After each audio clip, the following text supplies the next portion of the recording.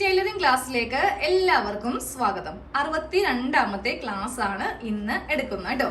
ഇന്ന് നമ്മൾ പഠിക്കുന്നത് കുട്ടികൾക്കുള്ള പ്ലാസോ പാന്റ് എങ്ങനെ വളരെ എളുപ്പത്തിൽ തയ്ച്ചെടുക്കാം എന്നതിനെ പറ്റിയിട്ടാണ്. അതായത് നമ്മൾ കുറെ അളവുകളോ കാര്യങ്ങളോ ഒന്നും ഇല്ലാതെ എല്ലാവർക്കും ചെയ്യാൻ പറ്റിയ ഒരു എളുപ്പ രീതിയാണ് കാണിക്കാൻ പോകുന്നത് കേട്ടോ. അതിനായിട്ട് ഞാൻ ഇവിടെ ഒരു കുഞ്ഞു കഷ്ണം നൈറ്റി പീസ് ആണ് എടുത്തിരിക്കുന്നത്. ഇപ്പൊ നൈറ്റി ബിറ്റില് മിക്കവർക്കും തന്നെ അറിയാം 3 മീറ്ററോളം ഉണ്ടാവും. പക്ഷെ കുഞ്ഞുങ്ങൾക്ക് നമുക്ക് പാന്റ് തയ്ക്കാൻ വേണ്ടിയിട്ട് ഒരിക്കലും 3 മീറ്ററിന്റെ ഒന്നും ആവശ്യമില്ല. അതിൽ നിന്ന് ഒരു ചെറിയൊരു കഷ്ണം മതി. അപ്പോൾ ആദ്യമേ ഞാൻ എടുത്തിരിക്കുന്ന തുണി കാണിക്കാം കേട്ടോ. അത്യാവശ്യം നല്ല കട്ടിയുള്ള തുണിയാണ് എടുത്തിരിക്കുന്നത്. പാന്റ് എന്നൊക്കെ പറയുമ്പോൾ നമ്മൾ വളരെ തിന്നായിട്ടുള്ള തുണി എടുക്കുവാണെങ്കിൽ നിഴലടിക്കും. കുറച്ച് കട്ടിയുണ്ടേ. ഒരു കുഞ്ഞി കഷ്ണമാണെന്ന് ആദ്യമേ പറഞ്ഞു. ഇതാ കണ്ടില്ലേ, ഒരു കുഞ്ഞി കഷ്ണമാണ് എടുത്തിരിക്കുന്നത്. അപ്പോ നമുക്ക് ആദ്യമേ ഇത് മടക്കുന്നത് എങ്ങനെയാണെന്ന് നോക്കാം. പിന്നെ ഞാൻ ആദ്യമേ തന്നെ പറഞ്ഞു ഇത് എല്ലാവർക്കും ചെയ്യാൻ പറ്റിയ എളുപ്പ രീതിയാണെന്ന്. അതെന്താണെന്ന് പറയാം കേട്ടോ. ഇപ്പൊ കുറെ പേർക്ക് തയ്യലറിയാം, കുറച്ച് പേർക്ക് ഇതൊന്നും അറിയത്തില്ല. പുതുതായിട്ടായിരിക്കും നമ്മുടെ ക്ലാസ്സിൽ വരുന്നത്. അപ്പോൾ അങ്ങനെയുള്ളവർക്ക് നമ്മൾ പെട്ടെന്ന് ലെങ്ത് എടുക്കുക, അതിനെ കൂടെ 2 ഇഞ്ച് കൂട്ടുക, ക്രോച്ച് ഏരിയ എടുക്കുക. അപ്പോൾ ഇതൊക്കെ എന്താണ്, ഇതൊക്കെ എങ്ങനെ എടുക്കും എന്നൊക്കെ കുറെ പേർക്കൊരു സംശയം വരും. പക്ഷേ നിങ്ങൾക്ക് എല്ലാവർക്കും ഒരു അളവ് പാന്റ് വെച്ചിട്ടാണ് കട്ട് ചെയ്ത് കാണിക്കുന്നതെങ്കിൽ വളരെ ഈസി അല്ലേ? തയ്യലറിയാത്ത എല്ലാവരും ഒന്ന് ട്രൈ ചെയ്യാൻ വേണ്ടിയിട്ട് തീർച്ചയായിട്ടും നോക്കൂ അല്ലെ. അപ്പോൾ ഞാനിവിടെ എൻ്റെ മോൾക്ക് 9 വയസ്സാണ്. അപ്പോൾ 9 വയസ്സിന് പറ്റിയിട്ടുള്ള പ്ലാസോ പാന്റ് ആണ് ചെയ്യാൻ പോകുന്നത്. അതിനായിട്ട് ഞാൻ എടുത്തിരിക്കുന്നത് ജീൻസ് ആണ്. ഇപ്പൊ നിങ്ങളുടെ മോളുടെ ജീൻസോ ലെഗിൻസോ ഇല്ലെങ്കിൽ പ്ലാസോ പാന്റ് ഉണ്ടെങ്കിൽ അതാണെങ്കിലും എടുത്തോ. അപ്പോൾ പ്ലാസോ പാന്റ് എടുക്കുമ്പോൾ എങ്ങനെയാണ് അളവ് ചെയ്യേണ്ടതെന്ന് ഞാൻ ഈ തുണിയിൽ കറക്റ്റ് ആയിട്ട് കാണിച്ചുതരാം. അതേസമയം ജീൻസോ ലെഗിൻസോ ആണെങ്കിലും എങ്ങനെയൊക്കെ കൂട്ടിയെടുക്കണം അല്ലെങ്കിൽ കുറച്ചെടുക്കണം എന്നൊക്കെ കറക്റ്റ് ആയിട്ട് പറഞ്ഞു തരാം കേട്ടോ. അപ്പൊ നമുക്ക് ഈ ജീൻസ് ഒരു സൈഡിലേക്ക് മാറ്റി വെക്കാം. ഫസ്റ്റ് നമുക്ക് തുണിയൊന്ന് മടക്കുന്നത് എങ്ങനെയാണെന്ന് നോക്കാം. ഇപ്പൊ തുണിയിൽ ഇവിടെ ഇങ്ങനെ കരഭാഗം എന്ന് പറഞ്ഞിട്ടുണ്ടാവും. ഏത് തുണി നമ്മൾ വാങ്ങിച്ചാലും നമുക്കിതില് കരഭാഗം, ഇത് കട്ടിംഗ് ഭാഗമാണ്. കാരണം നൂലിങ്ങനെ കുറേശ്ശെ ഇങ്ങനെ പോരുന്നതാണ് കട്ടിങ് ചെയ്യുന്ന ഭാഗം. കരഭാഗം എന്ന് പറയുമ്പോൾ നല്ല നീറ്റായിട്ട് ഇങ്ങനെ അങ്ങോട്ട് ഇരിക്കും. നമ്മൾ എത്രയൊക്കെ ഇങ്ങനെ കൈക്കൊന്ന് വലിച്ചാലും ആ നൂലൊന്നും പോരത്തില്ല. അതേസമയം ഈ ഒരു ഭാഗത്താണെങ്കിൽ ചുമ്മാ ഇങ്ങനെ ചെയ്യുമ്പോൾ തന്നെ നൂലൊക്കെ ഇങ്ങനെ ഇളകി പോരും അല്ലേ. അപ്പൊ നമ്മൾ സാധാരണയായിട്ട് ഒരു നൈറ്റിക്കും ഒരു ചുരിദാറിനൊക്കെ മടക്കുമ്പോൾ ഈ ഒരു തേര് ഭാഗം എവിടെയാ വെക്കുക? സൈഡിലാണ് വരുത്തിക്കുന്നത്. ഇതിങ്ങനെ സൈഡിലായിരിക്കും വരിക.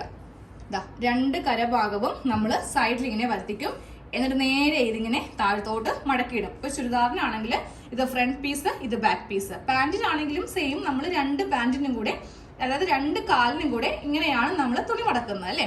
അപ്പൊ നമുക്ക് ആദ്യമേ ഇതേ രീതിക്ക് തന്നെ തുണിയൊന്ന് മടക്കിയിട്ട് നോക്കാം. അപ്പൊ 2 മടക്കി ഞാൻ എടുത്തിട്ടുണ്ട്. എന്നിട്ട് നേരെ ഞാൻ താഴത്തേക്കൊന്ന് മടക്കുവാണ് കേട്ടോ. പക്ഷെ ഇങ്ങനെയാണെങ്കിൽ ലെങ്ത് കിട്ടത്തില്ല. ഇങ്ങനെയാണെങ്കിൽ നമുക്കൊരു കുട്ടികൾക്ക് തയ്ക്കാനാണെങ്കിലും ഒരു 1.25 മീറ്ററോ വേണ്ടി വരും. ഇതുപോലത്തെ ഒരു കുഞ്ഞി കഷ്ണം കൊണ്ടൊന്നും കാര്യം നടക്കത്തില്ല. കണ്ടോ, ലെങ്ത് ഒട്ടും തന്നെ ഇല്ല. പക്ഷെ നല്ല വീതിയുണ്ട്. നമുക്ക് എത്ര വണ്ണം, കുട്ടികൾക്ക് ഒരിക്കലും ഇത്രയും വണ്ണം ഉണ്ടാകത്തില്ല. നമ്മൾ വലിയവർക്കാണ് ഈ ഒരു വണ്ണം വേണ്ടത്. അപ്പൊ നമുക്ക് ഇങ്ങനെ മടക്കിയിട്ട് ചെയ്യേണ്ട ആവശ്യമില്ല കേട്ടോ. നേരെ നമ്മൾ തുണി ഒന്നും കൂടെ വിടർത്തുക. എന്നിട്ട് ആ ഒരു കരഭാഗം എടുക്കുക. ഞാനിപ്പോ വീണ്ടും ആ കരഭാഗം ഇങ്ങനെ അങ്ങോട്ട് എടുത്തിട്ടുണ്ട്. ഫസ്റ്റ് 2 ഇങ്ങനെ ഒന്ന് മടക്കി അങ്ങോട്ട് ഇട്ട് കൊടുക്കുക. ഈ 2 അറ്റം തമ്മിൽ മടക്കി ഇങ്ങനെ ഇട്ട് കൊടുക്കുക. എന്നിട്ട് നമ്മൾ ചെയ്യേണ്ടത്, ഇപ്പൊ നമ്മൾ ഒരു മടക്കേ മടക്കിയിട്ടുള്ളൂ. 2 ഓപ്പൺ ആയിട്ട് ഇങ്ങനെ അങ്ങോട്ട് തുണിയുണ്ട്. വീണ്ടും ഒരു മടക്കും കൂടെ ഇങ്ങനെ അങ്ങ് മടക്കി ഇട്ട് കൊടുക്കുക.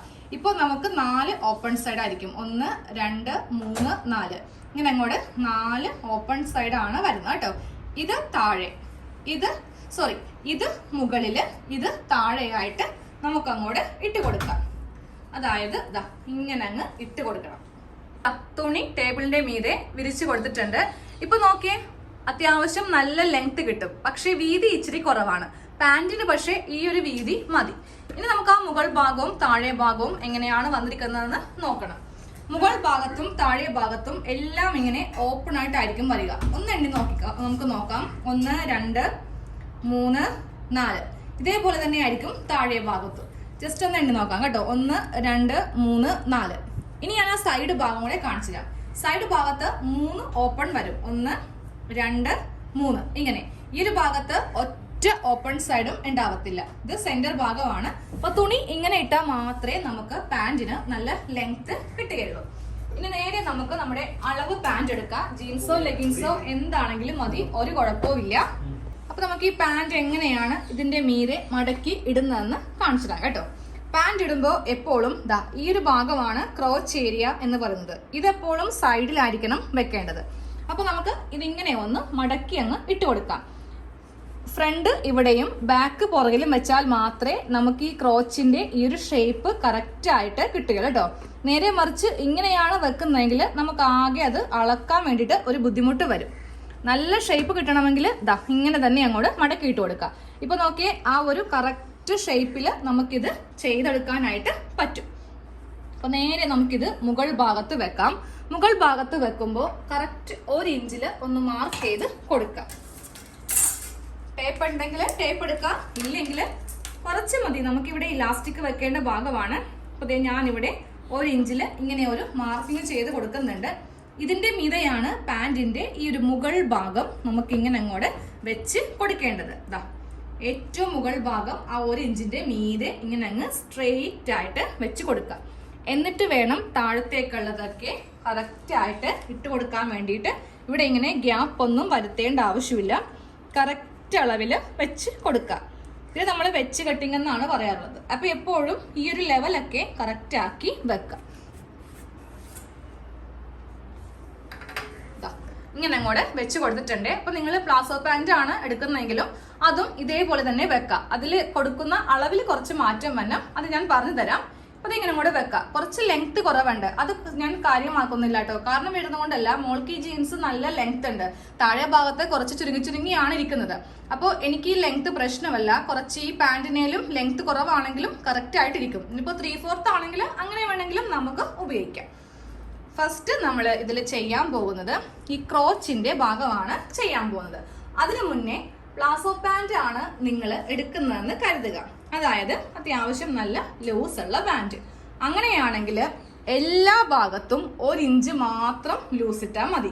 ഞാൻ എടുത്തിരിക്കുന്നത് ജീൻസ് ആണ്. ഇനി അഥവാ നിങ്ങൾ ലെഗിൻസ് ആണ് എടുക്കുന്നതെങ്കിലും ഈ ഓരോ ഭാഗത്തും 3 ഇഞ്ച് എക്സ്ട്രാ കൊടുക്കണം. ഓക്കെ, അത് തെറ്റിപ്പോവരുത്.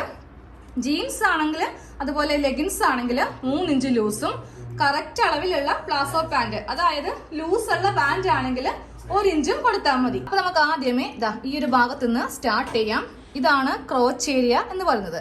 ഇതിന്റെ താഴെ 1/2 ഇഞ്ച് നീളത്തിൽ ഇങ്ങനെ ഒരു ലൈൻ അങ്ങോട്ട് മാർക്ക് ചെയ്ത് കൊടുക്കാം കേട്ടോ. എന്നിട്ട് വേണം എല്ലാ ഭാഗത്തും 3 ഇഞ്ച് എക്സ്ട്രാ ലൂസ് കൊടുക്കാൻ വേണ്ടിയിട്ട്. ആദ്യമേ ഈ ഭാഗത്ത് നമുക്ക് കൊടുക്കാം. 3 ഇഞ്ച് ലൂസ് ഇട്ടിട്ട് ഞാൻ ഇവിടെ ഇങ്ങനെ ഒരു ലൈൻ വരച്ചു കൊടുത്തു. ഈ ലൈൻ നേരെ സ്ട്രെയിറ്റ് ആയിട്ട് താഴേക്ക് ഇങ്ങനെ അങ്ങോട്ട് വരച്ച് കൊടുക്കാം. ഇങ്ങനെ അങ്ങോട്ട് വരച്ചു കൊടുത്തിട്ടുണ്ട്. ഇനി നമ്മൾ ഈ ഒരു ഷേപ്പ് ചെയ്യാൻ പോവാം. ഈ ഷേപ്പ് ചെയ്യാൻ വേണ്ടിയിട്ട് ഇതുപോലെ ഇങ്ങനെ അങ്ങോട്ട് ഈ ഒരു ഭാഗത്തേക്ക് വരച്ച് കൊടുത്താൽ മതി. ഇതാണ് ക്രോച്ചിന്റെ ഏരിയ. ഈ ഒരു ഭാഗത്ത് നമ്മൾ ഇങ്ങനെ വരച്ചില്ല എന്നുണ്ടെങ്കിൽ പാന്റ് അല്ലേ, നമ്മൾ പെട്ടെന്ന് കാലൊക്കെ പൊക്കുവാണെങ്കിൽ ഈ ഒരു ഭാഗം, അതായത് ഈ സെന്റർ ഭാഗം കീറിപ്പോവാനായിട്ട് ചാൻസ് ഉണ്ട്. അത് ഒഴിവാക്കാൻ വേണ്ടിയിട്ടാണ് ഇങ്ങനെ കൊടുക്കുന്നത് കേട്ടോ. ഇവിടെ ലൂസായിട്ട് നമുക്കൊരു 1.5 ഇഞ്ചോളം വേണ്ടി വരും. ഇല്ലെങ്കിൽ നമുക്ക് എന്ത് പറ്റും, ടൈറ്റ് ആയി പോവും. ഈ ക്രോച്ചിന്റെ ഭാഗം ടൈറ്റ് ആയി പോവും. അപ്പൊ ഇവിടെ 1.5 ഇഞ്ച് മാർക്ക് ചെയ്തിട്ട് ഇതിങ്ങനെ ഒന്ന് വരച്ചങ്ങോട്ട് കൊടുക്കാം. ഇനി നേരെ നമുക്ക് താഴത്തേക്കും ആ 3 ഇഞ്ചോ അല്ലെങ്കിൽ 4 ഇഞ്ച് വേണമെങ്കിൽ എടുക്കാം കേട്ടോ. അത് വെച്ചിട്ട് ഈ ഷേപ്പില് ഇങ്ങനെ അങ്ങോട്ട് വരച്ച് കൊടുക്കാം. സൈഡും ഞാൻ ഇങ്ങനെ ഒന്ന് വരച്ചു കൊടുത്തിട്ടുണ്ട്. ഇനി നമുക്കിതൊന്ന് കട്ട് ചെയ്ത് എടുക്കാം. അപ്പൊ ഈ ജീൻസ് അങ്ങോട്ട് മാറ്റുവാണ്.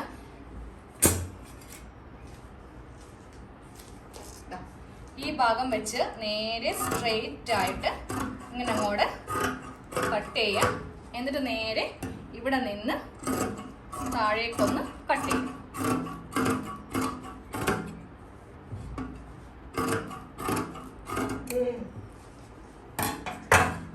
കട്ട് ചെയ്തെടുത്തിട്ടുണ്ട്. 2 കഷ്ണമായിട്ട് നമ്മളൊന്ന് കട്ട് ചെയ്തെടുത്തിട്ടുണ്ട്. ഞാനിത് ഓപ്പൺ ചെയ്യാൻ പോവാണ് കേട്ടോ. ഇങ്ങനെ അങ്ങോട്ട് ഇത് ഓപ്പൺ ചെയ്ത് എടുത്തിട്ടുണ്ട്. ഇത് ഒരു കാലിൻ്റെത്, ഇത് രണ്ടാമത്തെ കാലിൻ്റെത്. ഇനി നമുക്ക് നേരെ ഇതൊന്ന് സ്റ്റിച്ച് ചെയ്യാം.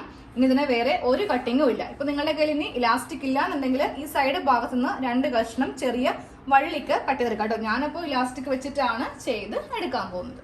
നമുക്ക് ഈ പാന്റ് ഒന്ന് തയ്ച്ചെടുക്കാം. നല്ല വശമാണ് നിവർത്തിയിട്ടിരിക്കുന്നത്. ഇതാണ് ഇതിന്റെ ഉൾവശം. അപ്പോൾ നല്ല വശം നിവർത്തിയിട്ടിരിക്കുക. ഒരു കഷ്ണമാണ് നിവർത്തിയിട്ടിരിക്കുന്നത്. ഇതിന്റെ മീതെ രണ്ടാമത്തെ കഷ്ണവും ഇങ്ങനെ അങ്ങോട്ട് വെച്ച് കൊടുക്കാം കേട്ടോ. വെച്ച് കൊടുക്കുമ്പോൾ രണ്ടിന്റെയും നല്ല വശവും തമ്മിൽ വെക്കണം.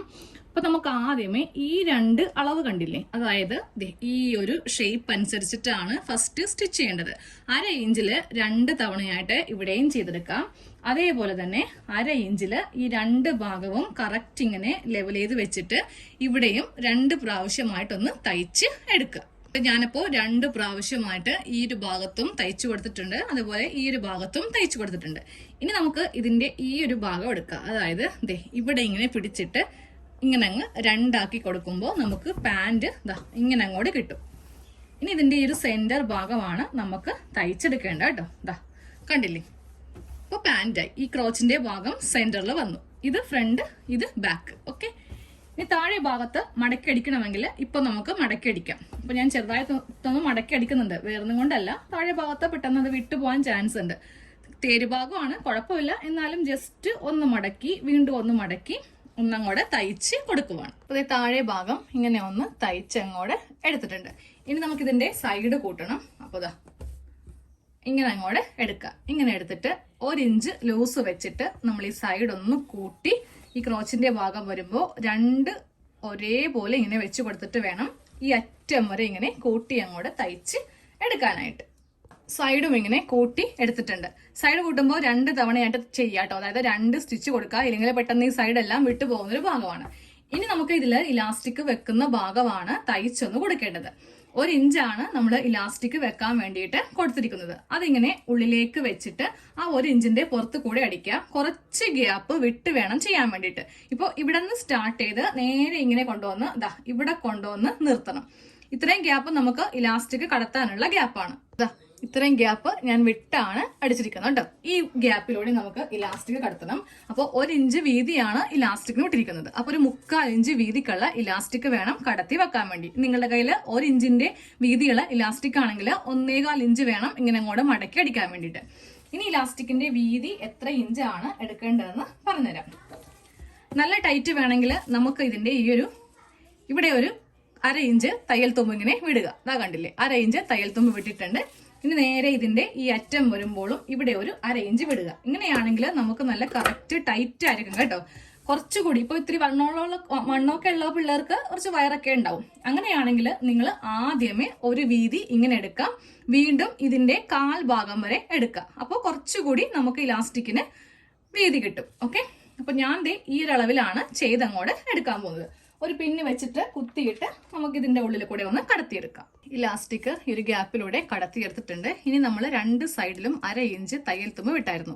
അവ തമ്മിൽ നല്ല ടൈറ്റ് ആയിട്ട് തയ്ച്ചു വെക്കുക. എന്നിട്ട് ഇത് അകത്തേക്ക് കടത്തിയിട്ട് ഈ ഒരു ഭാഗം കൂടെ അങ്ങോട്ട് ക്ലോസ് ചെയ്യുക കേട്ടോ. അപ്പൊ പാന്റിന്റെ ഫുൾ സ്റ്റിച്ചിങ് കഴിഞ്ഞിട്ടുണ്ട് കേട്ടോ. ഇലാസ്റ്റിക് ആകുമ്പോൾ കുഴപ്പമില്ല, വള്ളി ആകുമ്പോൾ ചിലപ്പോൾ ഉള്ളിലേക്ക് കയറിയൊക്കെ പോവും. ഇതാകുമ്പോൾ നല്ല ഫിറ്റ് ആയിട്ട് ഇങ്ങനെ അങ്ങോട്ട് ഇരുന്നോളും. വളരെ ഈസി ആയിട്ട് പെട്ടെന്ന് തന്നെ എല്ലാവർക്കും ചെയ്യാൻ പറ്റുന്ന രീതിക്കാണ് കാണിച്ചു തന്നത് കേട്ടോ. അപ്പൊ എല്ലാവരും ഇന്നത്തെ ക്ലാസ്സിൽ ഇതൊന്ന് പഠിക്കാം. നാളത്തെ ക്ലാസ്സിൽ നമുക്ക് കാണാം.